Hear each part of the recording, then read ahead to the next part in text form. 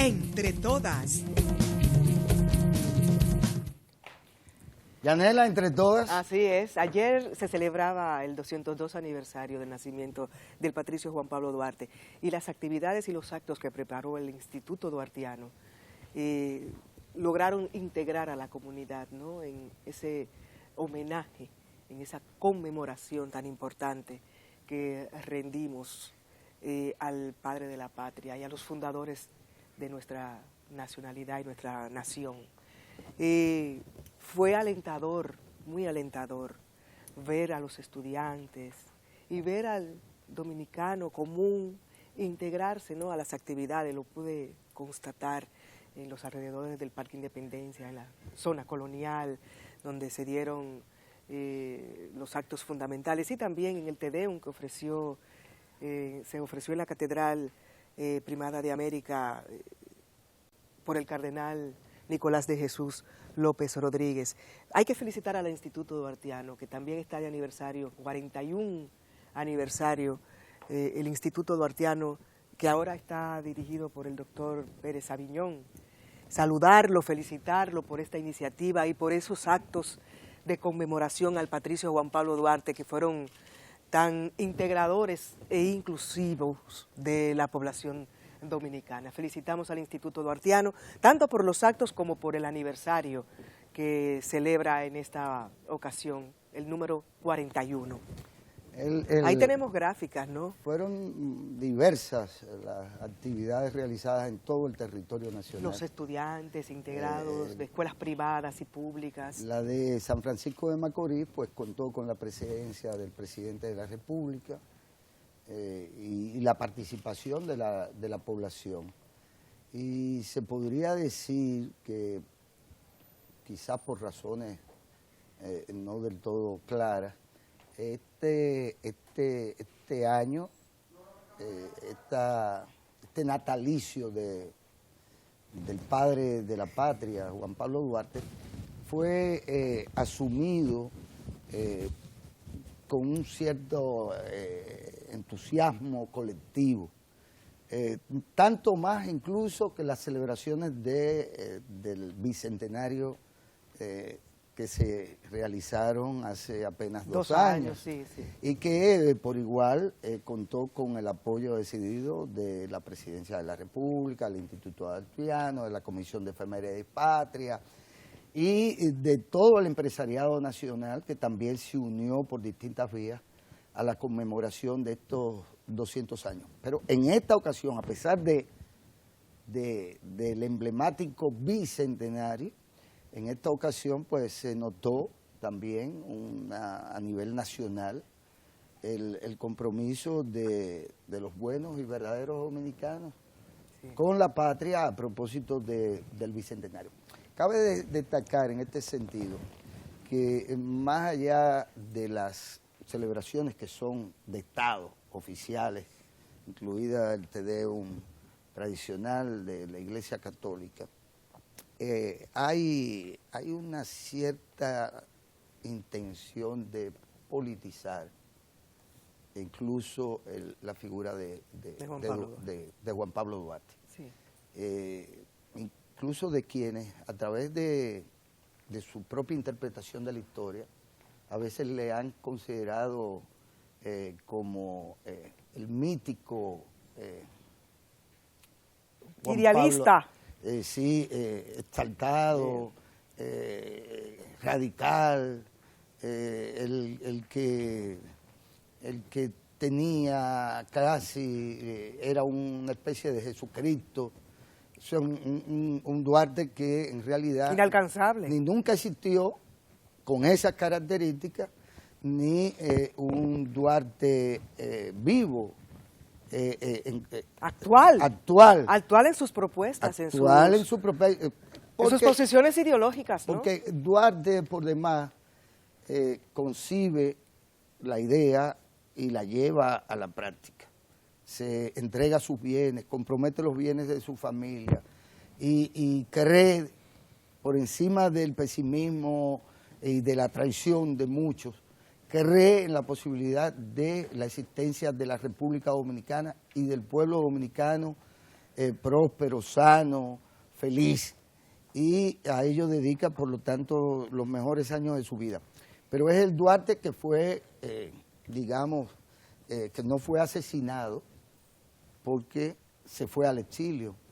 Es el Duarte que no puede retornar al país sino cuando ya se inicia la guerra de restauración. Y es el Duarte a quien posteriormente no muchos querían en el territorio nacional y tiene que volver a salir del país. Es el Duarte que fue engavetado hasta el punto de que, como dije en un comentario, una de las frases fundamentales del profesor Juan Bosch, ya en su edad madura y al plantearse la construcción de un partido político como instrumento para la liberación nacional, es el Duarte que está vivo hoy en las iniciativas que se tienen desde el Estado, comprometidas con la erradicación del analfabetismo, con la extensión del crédito, con la extensión de las oportunidades para las y los dominicanos. Vamos a tener brevemente, pero vamos a tener con usted, puesto que finalmente salió del tapón, al ilustre historiador, profesor universitario, don Dante Ortiz, Guillermo, que se va a integrar al CEP. Sí, se va a integrar. Qué bueno que llegó.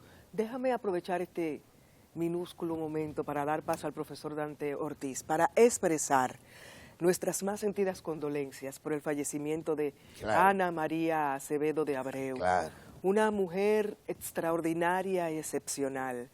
Me privilegió con su amistad y durante muchos años fue también amiga cercana de mi familia.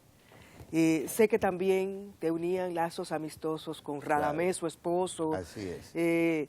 Sus hijas también, que estudiaron con nuestra hija, se integraron a nuestra familia. Y hoy es una irreparable pérdida la de Ana María Acevedo.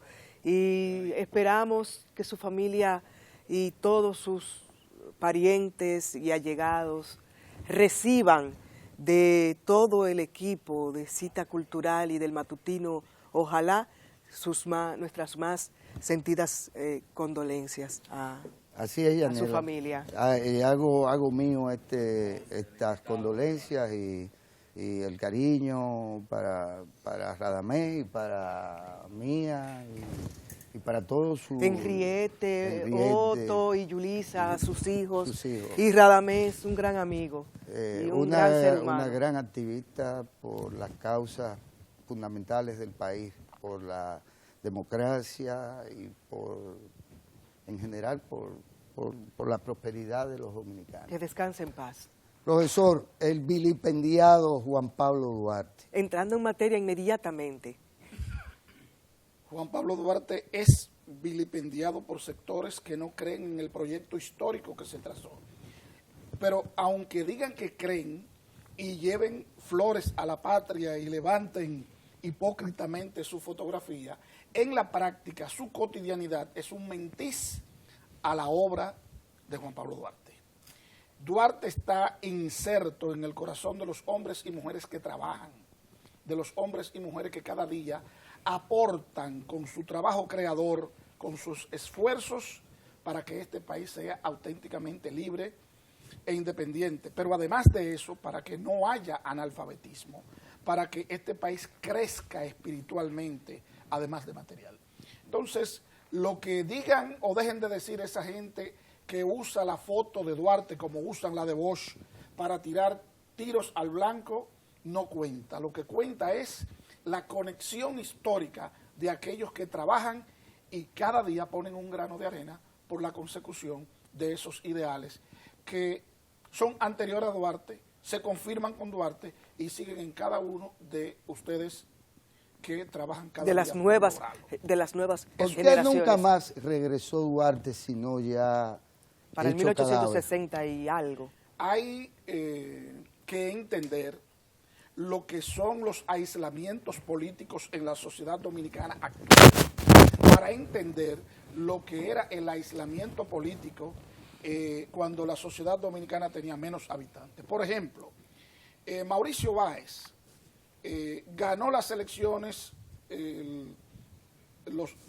Vázquez en el 24, y como su padre era del partido contrario, tuvo que mudarse de San Cristóbal a San Pedro, y eso ocurría con frecuencia, pero además mudarse para no volver. Duarte era compromisario de un proyecto histórico que rompía los privilegios societales que ostentaban los grupos de poder en Santo Domingo. Eso hay que entenderlo. Entonces, Duarte era masón, Duarte choca con la iglesia. A pesar de llamar al respeto a la religiosidad, la iglesia es intolerante frente a él. Eso es lo primero. Segundo, Duarte está haciendo un proyecto político democrático que cercena los privilegios de los grupos dominantes desde la época de la colonia. Y Duarte era un liberal. ¿Qué significa eso en el contexto histórico latinoamericano del siglo XIX? Un hombre que cree en la democracia, un hombre que cree en que la soberanía descansa en el pueblo y que el pueblo ejerce esa soberanía mediante el voto popular. Por eso cuando Mella le propone y lo proclama presidente de la República, dice, no, espérate, a lo único que yo aspiro es a verlos felices e independientes, ¿no? Entonces, yo no puedo... Sanos, felices y contentos. Eso es, no puedo aceptar ser presidente de cualquier manera, sino por la vía democrática, y eso hay que machacarlo. Duarte entró en contradicción con los grupos que históricamente sustentaron el poder económico y político en el país. Eso es lo primero. Segundo, no todos los que se proclamaban independentistas eran consecuentes con la idea, como se demostró a posteriori. Y Duarte estaba chocando con los ateos y al mismo tiempo con los grandes comerciantes y con la Iglesia Católica, que era en realidad la única institución política ideológica, por decirlo de otra manera, de aquel entonces.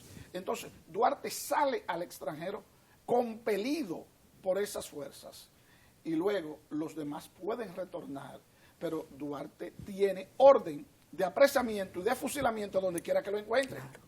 Pero además, usted se imagina la decepción política de ver a sus antiguos compañeros debatiéndose entre el santanismo y el baecismo.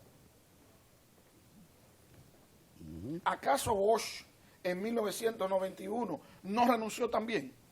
Y si se hubiese podido ir del país, volvería.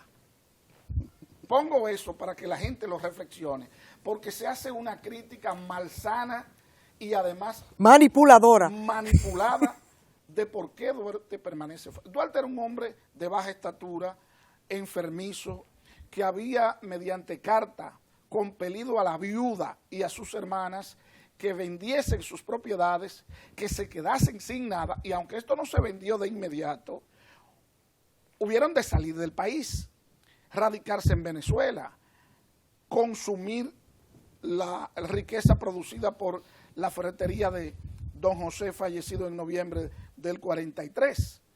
Entonces, en esas condiciones, Duarte estaba aquejado de enfermedades y del pesar espiritual de quienes habían tomado la dirección del Estado luego que él trabajó. Por eso, en marzo, cuando regresa del primer exilio, dice, no había sido el 27 de febrero y ya los habíamos visto colaboradores de los haitianos, colaboradores de los franceses.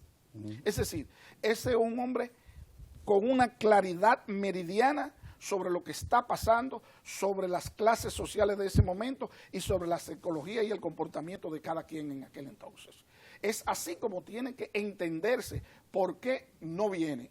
Pero sin embargo, se sobrepone a todo ello cuando suena la hora de la traición y la patria le compele a venir de nuevo. Y se pone a disposición. Y vuelve. Vuelve acompañado de Otío. Ahí está toda la trayectoria histórica de... Pero vuelve coherente en sus ideas. Y se pone al servicio. Ahora, la prensa cubana comenzó a instigar una división entre Duarte y los líderes restauradores, diciendo que Duarte pretendía que se le restituyera el liderazgo, cosa muy lejos del espíritu Duarte, como se demostró en ese momento y a posteriori.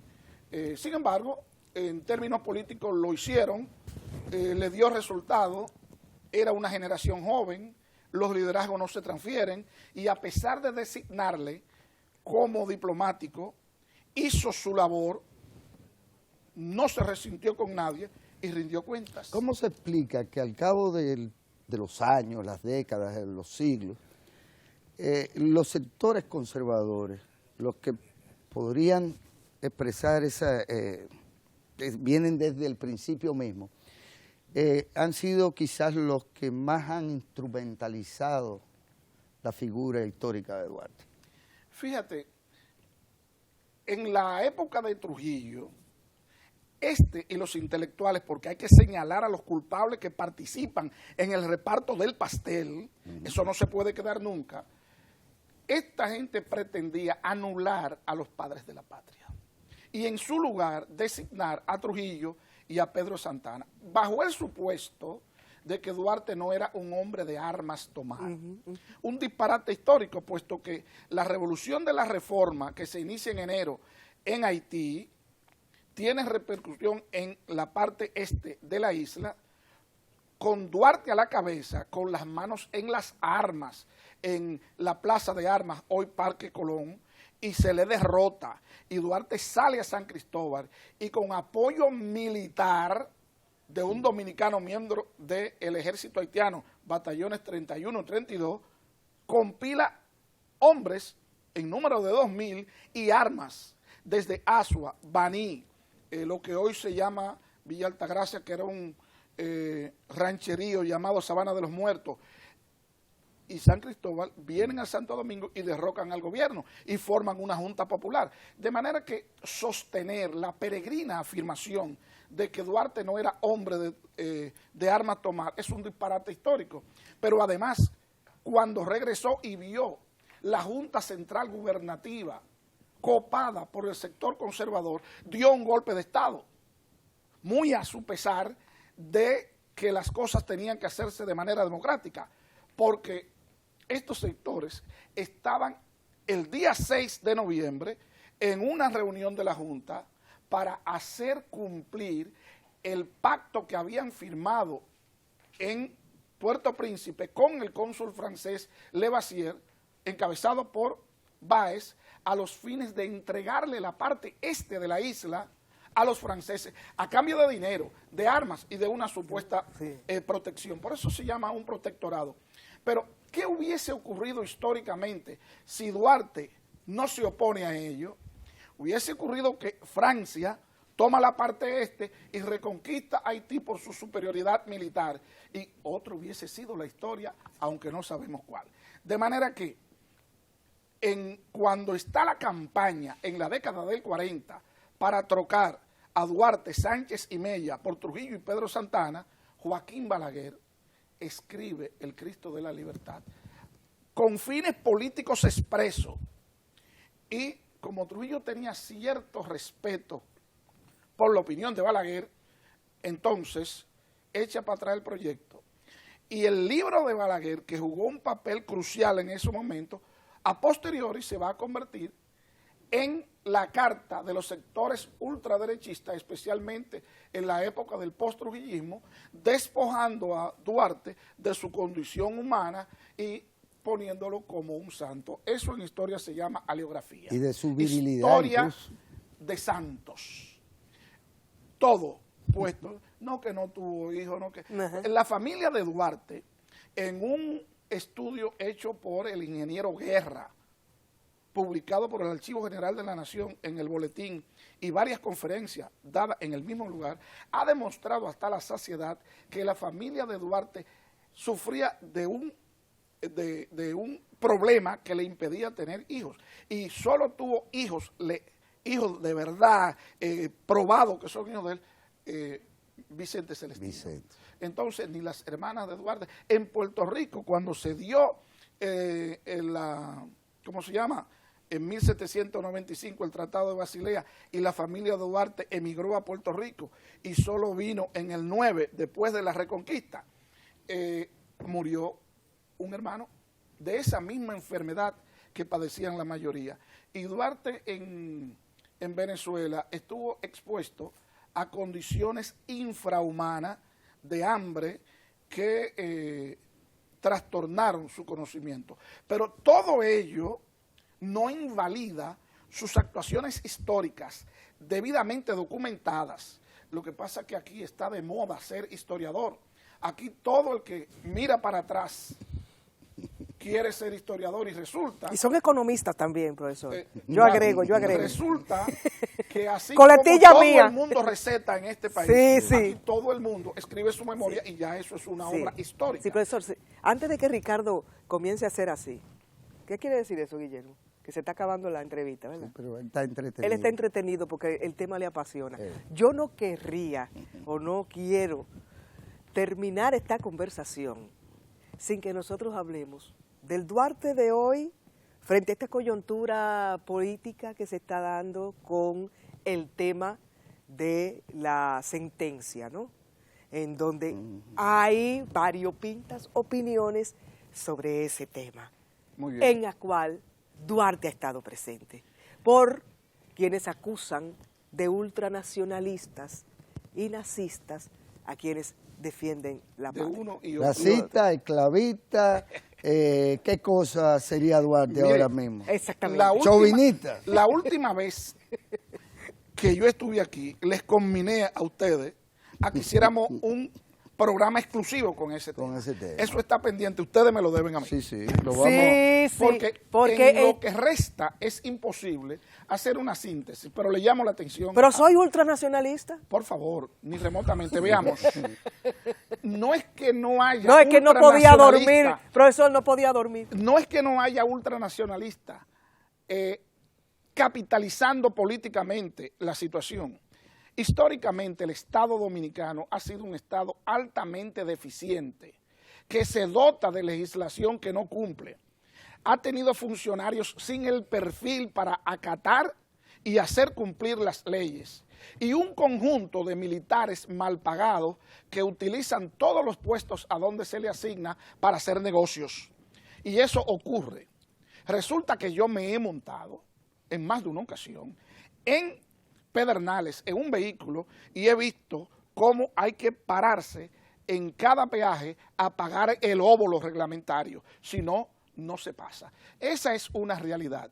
Y es legítimo que un conjunto de hombres y mujeres entiendan que el Estado tiene que dotarse de leyes transparentes, tiene que tener funcionarios probos leyes, no cumplirlas, porque leyes hay. y con los perfiles adecuados, y tiene que controlar su frontera, porque eso está en la definición misma de lo que es Estado, el control de su territorio, el control de su población y desde luego el control de los recursos, que históricamente no hemos controlado, sino de manera autoritaria durante la dictadura de Trujillo, para servirle a los dueños de finca de caña norteamericanos y a las propiedades de Trujillo. Entonces, hay que resolver esa situación de la tensión. frontera. Pero por otro lado, De la frontera, que también sucede en México con Estados Unidos. no, sucede en todas Y sucede en partes todos los- donde hay frontera y En un Perú pueblo con los chilenos, con en Perú mayor con los- grado de desarrollo Sí. que otro, las personas tienden a buscar sus mejorías individuales. Ahora bien, nosotros no podemos, en aras de la solidaridad con Haití, con el pueblo haitiano, obviar el hecho de que se quedaron con 4 municipios dominicanos en 1794, de que hubo una masacre, no como dice Edwin Parizón, que dice que a Dessalines se excedió, no, una matanza de la quema de 12 villas en este país en 1805. Hay que llamar la atención que se dice que somos racistas porque nos independizamos de Haití. Nosotros nos independizamos primero de Francia en el 8. Nosotros nos independizamos el 1 de diciembre de 1821 contra España. Quien impidió la independencia fueron los haitianos. Porque Bosch lo explica de manera magistral en Composición Social Dominicana y en los folletos de estudios sociales que los PLDistas se han encargado de tirar al zafacón. Dice Bosch que había una división entre norte y sur y se hizo repartimientos de tierra.